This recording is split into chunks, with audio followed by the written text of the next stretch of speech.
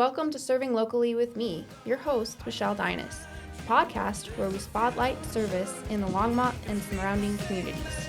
All right, let's connect.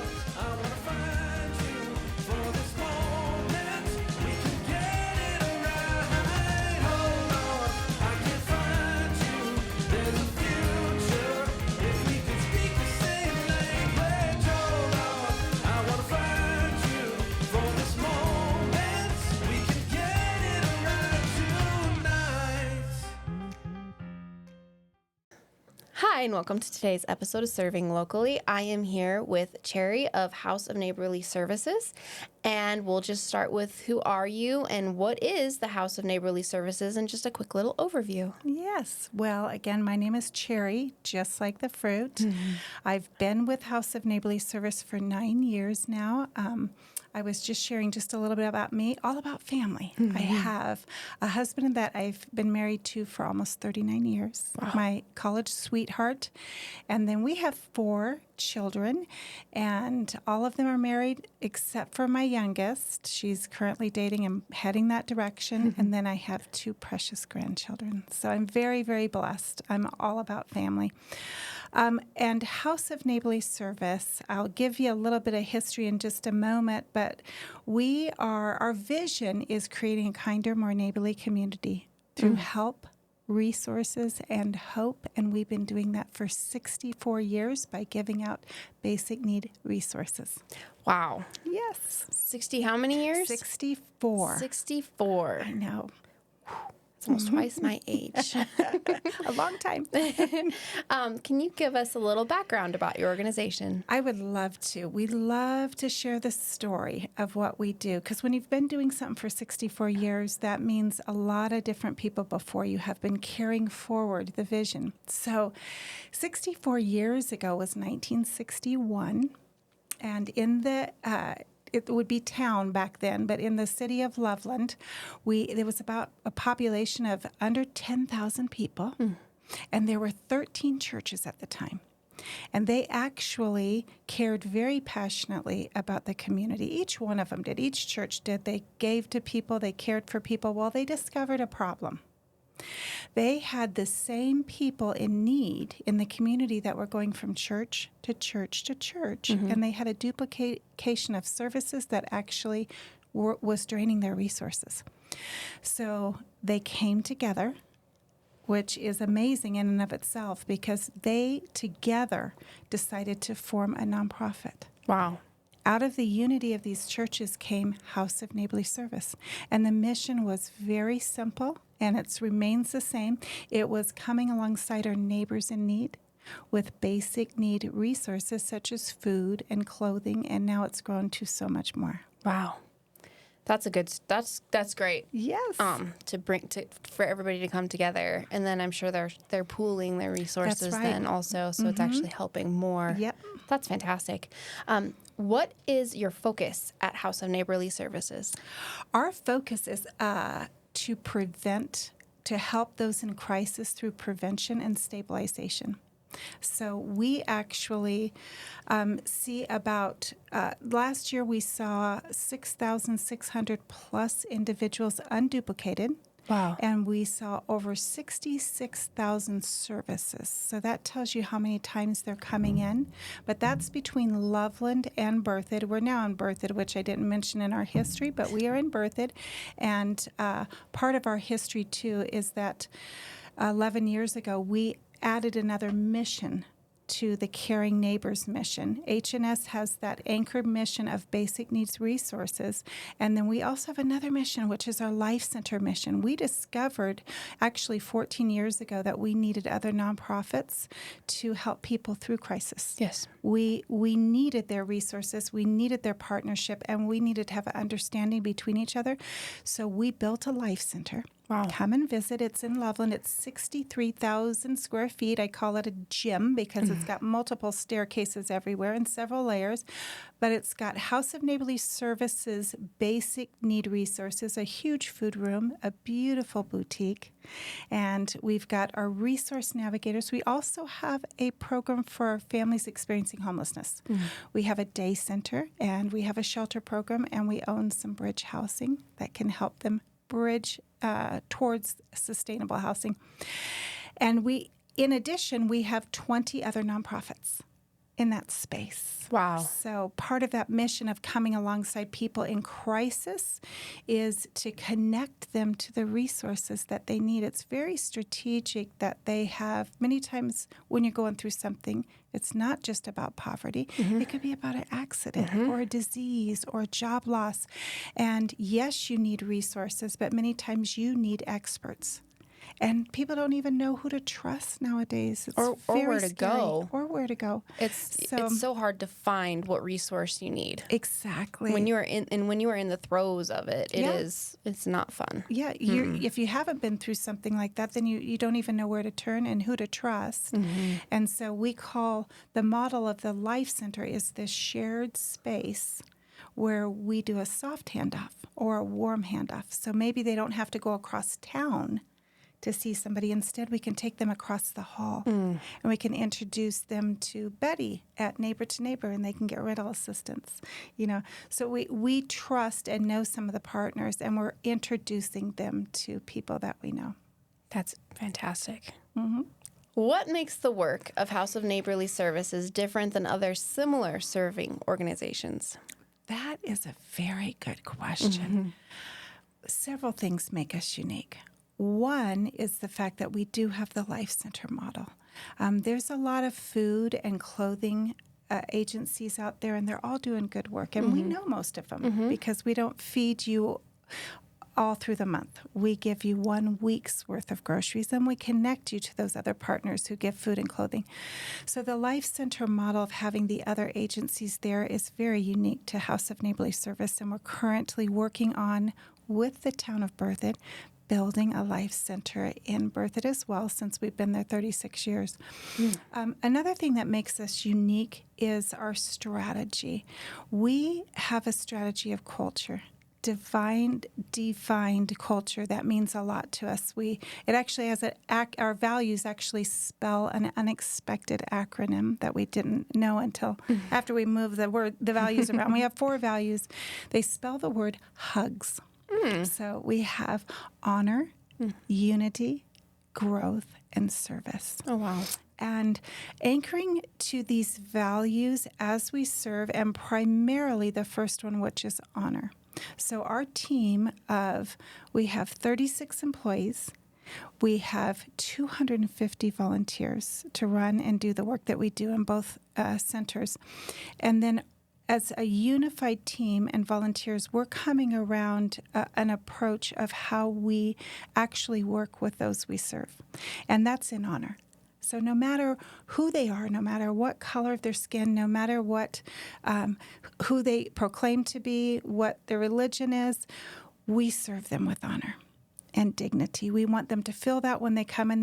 We want them to feel kindness and care. It's very important that they have time to unpack their story, to share with us what they're going through. We find that in and of itself is healing. Yes. That's so important, that they be heard and then they be listened to. And then at every place they go in the Life Center, from the moment they come into the building to seeing and sitting down with a resource navigation, to going to shop in our clothing or get some food or go to another partner, they will say consistently, it actually is astonishing to me how every place I go, I'm treated with kindness and dignity. They feel it.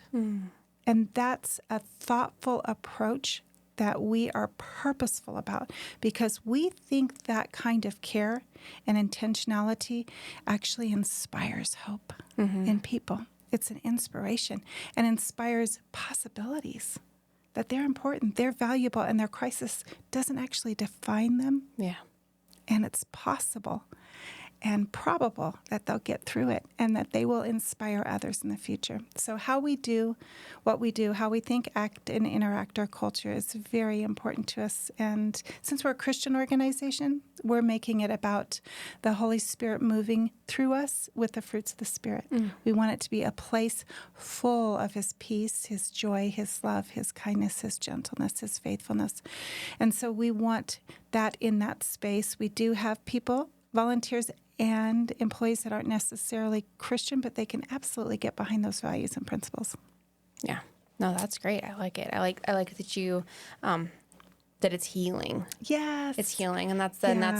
that's the base of all of it. Is they're healing from something. Yeah. When you are not able to survive, when you're not able to thrive, Right. you're healing from something. Yeah. And everybody's healing from Yeah. something. So Exactly. there's always something going on that is your heart is in a fight or flight Yeah. thing. So to be heard and to be loved is huge. Yeah, it is. It makes a difference. Awesome. What are your greatest needs? Right now, currently, our greatest need outside of funding, funding is always the greatest need of the community or service of any nonprofit. You'll never generally meet that need. So you're always generally serving out of a deficit. However, we have seen increases steadily over the last 5 years. Even I was just looking at figures recently, and over the last 4 years, our basic needs services have gone up by 182%. Wow. In birth it alone, it's gone up over the last 8 years by 500%. Our Oh my gosh. communities are growing. So we see the need there.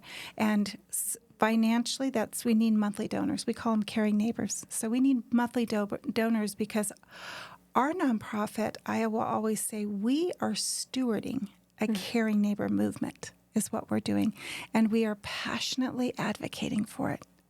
Because this caring neighbor movement that started 64 years ago is about the community, all the food donations that we get, all the clothing donations. We don't get a lot of federal funding. In fact, we have zero right now.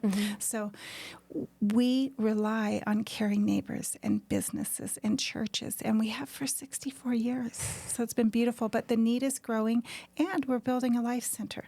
So we don't want to shrink as our community grows. We actually want to step up, and it's one of our values is to grow as the community grows, to define what we need to do, listen to those we're serving and say, how can we do this better as we serve, and then follow the Spirit of God. So I like it. That sounds all great.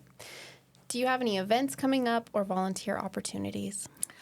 we always have volunteer opportunities with all that we do. So you can check that out on our website, and you will have that labeled. Yes, Okay. it'll be in the description.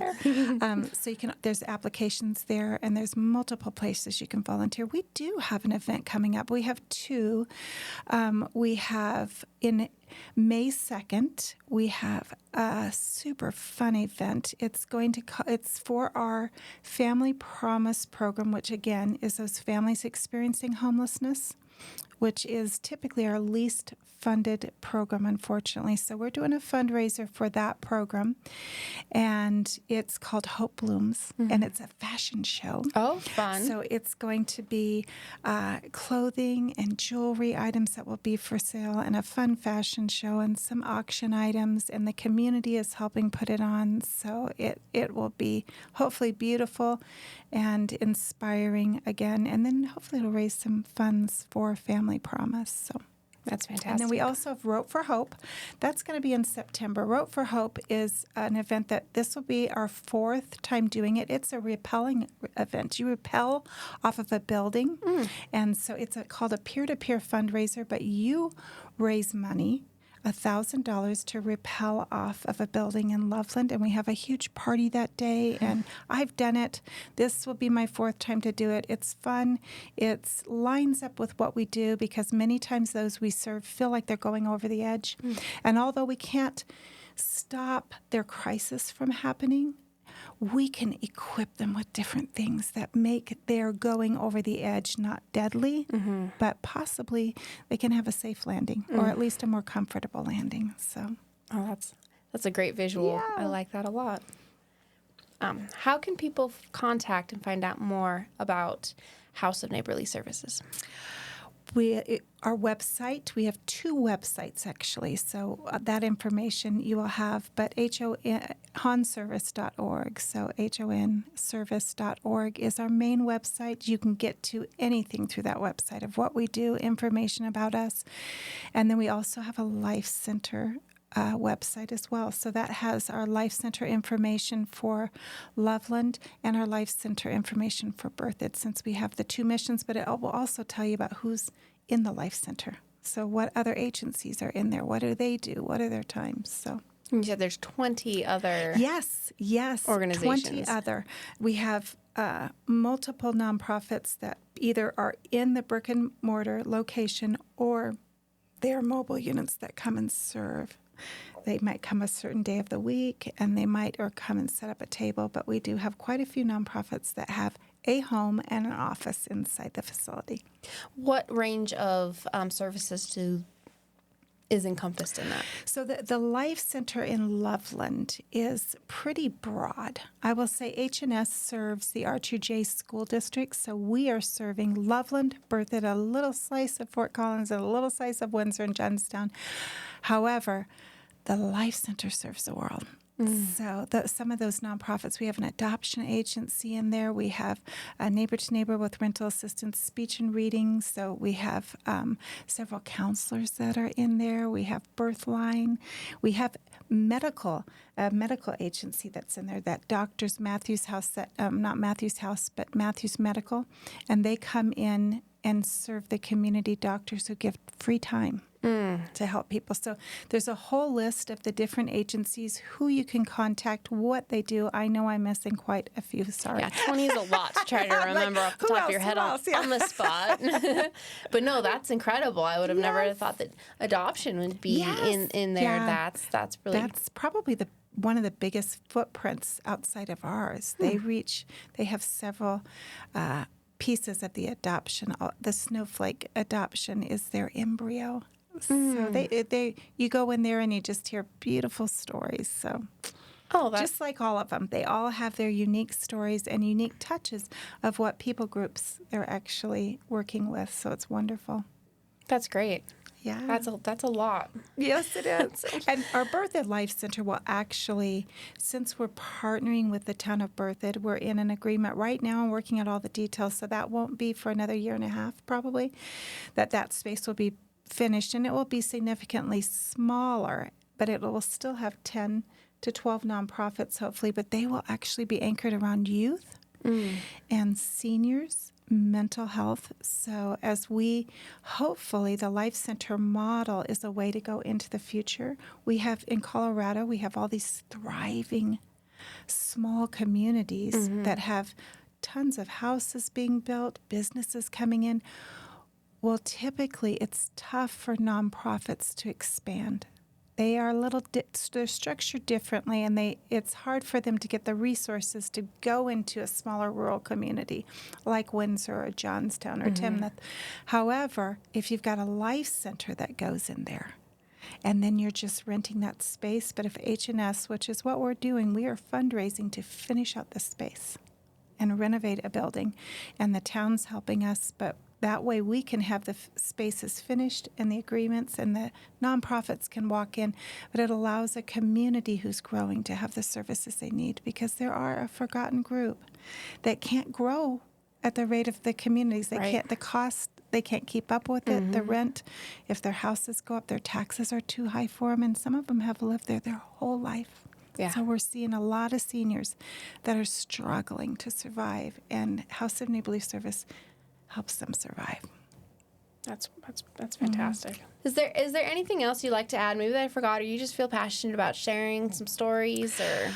I do. There's so many stories that we have on a regular basis that come out, but I have one story that is really precious to me personally. It just happened a couple of years ago, so obviously we never say names, but we had a client that came in that had been in multiple times going through a tough season, and we didn't know how desperate her situation was that day. We had no idea. But in coming in, everything fell into place for her to get additional services, which doesn't happen all the time. You can still do that soft handoff, but they'll say, we're booked for the next 2 weeks. But that particular day, she came in, and the resource navigator sensed that something was not right. So she began to quickly connect her to, reached out to a counselor that's in the building. The counselor said, I just had a cancellation. Reached out to, we have a chiropractor. And the chiropractor said, I had a cancellation too. So they got her into the chiropractor, the counselor listened. She got some food. It was around Christmas time when this happened. And she was asking if we had trees, which we do not have trees, Christmas trees. But ironically, that morning, I kid you not, this is a true story. That morning, a client called and said, hey, we are getting rid of this beautiful lit Christmas tree. Would you guys take it? And the manager of the program was about to say no, but felt compelled to just say, yeah, just drop it by. She thought I can give it someplace. Well, that particular lady was coming in for a Christmas tree because she was so down and she wanted to, set up a Christmas tree for her family. So once she left, she was in a total different state of mind. But what we found out is that she had determined that morning to commit suicide. And it was all those touch points that strategically changed her mind. And she felt so valued and cared for. And so you never know. And that's the thing that we want to remember. You never know what a smile can do, what a kind word can do, what an encouraging word can be to somebody. You don't know what they're going through or what their thought process is or how desperate they are. So when we choose to treat people in the moment and be present in the moment and engaged with them and listen to them, it actually, literally can save a life. That's a great story. It is. You made me tear up a little bit too. I tear up every time because it's a true story. So, yeah. Has she been able to? Has it been good I since? haven't found the follow-up on her. I have several ones that we get to have follow-up on. We have multiple ones that come in and share with us the changes that have happened. And I have fresh stories that if I shared them too fresh, they would be compromising their situations.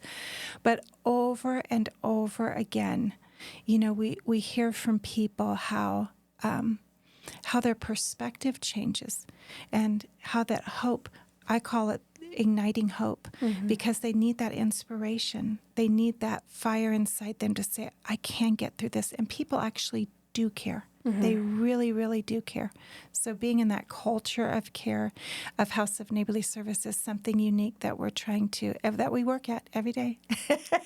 You have to consciously work at it and say, this is who we are and this is who, because we all have stuff and reasons to be grumpy or reasons to not serve in that manner. But you choose, and when you see how powerful it is, and when you hear the stories over and over and over again, and how unexpected people are impacted. I have a story of, and I won't say who, I was going to say who they were without saying who they were, but we had some people that came in to work on the Life Center, and were adding some things to the Life Center space, and so they had to be in, they were vendors, they had to be in for 2 weeks, a long period doing stuff. And they were out of Denver, and they came to our Life Center manager, and the gentleman said, I got to tell you, it's freaking me out, but this place is changing my life. He said, I'm privy to conversations, and I'm hearing things, and he just said, you guys are so thoughtful and kind. And it's not just for show. Like, you really are genuinely trying to be this way. And I feel it, and it's changing me. Like, he just couldn't articulate it. And I think it was almost frustrating him. Like, what is it? So we get opportunities to share different things at different times. And many times it's worth the ask and the wait. Yeah. And even just somebody that's working. Yes. They didn't need any services. We were paying them to do something. Yeah. So, yeah. That's really touching. That's fantastic. What does service mean to you? Service to me, that's a really good question. Since I live it and breathe it right now as a part of this role, but it's become such a natural part of our life. I think it's just part of living. I do. It means it to me. I think we serve far more than we imagine. I think when we wake up and we are thoughtful to our family members, we're serving and we don't even realize it. When we make the bed before our husband does or before when you do these things, you're serving and don't even realize it. So to me, it's just a muscle in our heart that we need to exercise and realize that that muscle is actually a well-being muscle for us. More than anybody else, it changes us. It changes our hearts. It changes our minds. It makes us better human beings. And so it's part of who I am right now. And I don't know if I answered it. Oh, that's a great answer. That's fantastic. Is there anything else you'd like to chat about? This is your space, your time. No, just an invitation. An invitation. If anybody would like to come and see the Life Center, we love to give tours. We love to meet the community members. We love to hear your story and connect you to what we're doing. But also, we've had the privilege of inspiring other people. So we've had different people from different parts of, actually even from another state that have come and been inspired. And they're starting their own life centers. And so I've had somebody from a group from Fort Collins that are doing some things, a group from Wellington that have been back and forth. There's just people doing very good things. And many times we just need to come together, just like you're doing, Michelle, with your podcast, is you're inspiring people to do what's already in their heart, and you're encouraging them. Let's do it. Let's share the good things that are happening. Nonprofits many times are the beating hearts of community. And so when we share all the good news, not just all the bad stuff, but all the good news and all the good stories that are happening, it's just beautiful. I will share this story too. I just thought of it. We have in the Life Center, if you're not jazzed about serving and maybe don't have resources to give right now, one of the ways that you can help is we have inside the heart of our Life Center in Loveland, we have a store. It's a thrift store, but it's beautiful, and it's called Treasure Exchange. So you bring a treasure if you want, and you can buy a treasure. But 100% of the proceeds go back into the organization. So again, it's these community members that are saying, I want this to go into Treasure Exchange. I want to shop here. I want to give back this way. And we've got lovely items in there, and they're great. They're a great cost. So all of our partners can purchase things. Their clients can purchase things. Their family members. Nonprofit doesn't make a lot of money. So anybody who works nonprofit is really serving generously. So to have them shop in there helps too. So come and shop is my point. Come and shop, and you're giving back to what we do. And this is the story that I'll end on.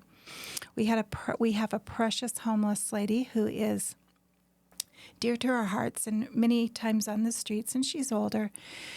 And she came up to me one day and she said to me, Cherry, she said, I gave back to the mission. I gave back to the mission. And I said, you did? Tell me more. Tell me what you did. And she held up a shirt and she said, I bought this $4 shirt. I got $4 and I purchased a shirt. But do you see that I gave back to the mission? And it was so moving and so powerful that she too, even with her $4 shirt, was empowered. Having used our service month after month and needing those services, she's still empowered to give back.